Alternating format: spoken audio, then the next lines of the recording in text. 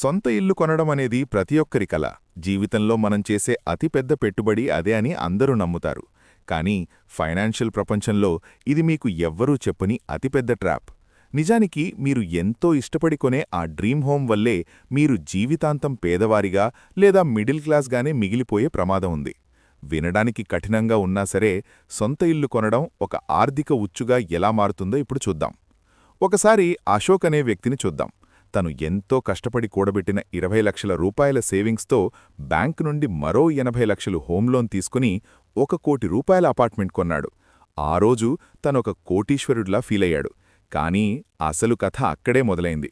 రాబోయే 20 సంవత్సరాల పాటు ప్రతీ నెల అతను తన జీతంలో సగానికి పైగా ఈఎంఐ కట్టడానికే సరిపోతుంది.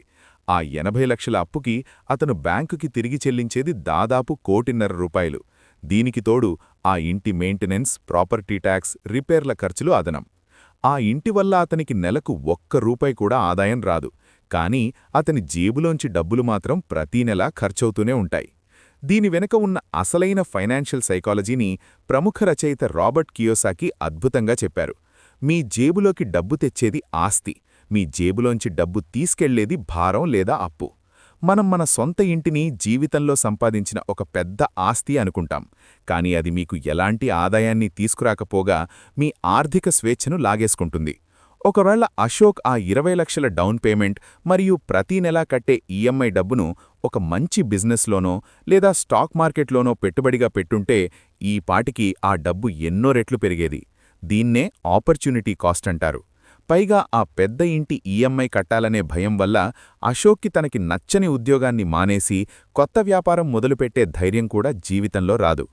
ఇల్లు కొనుక్కోవడం తప్పు కాదు, కానీ కేవలం సమాజంలో స్టేటస్ కోసం లేదా ఇతరులకి చూపించుకోవడం కోసం మీ స్తోమతకు మించి 20 ఏళ్లపాటు ఈఎంఐల భారం వేసుకుని ఇల్లు కొనడమే అతిపెద్ద తప్పు.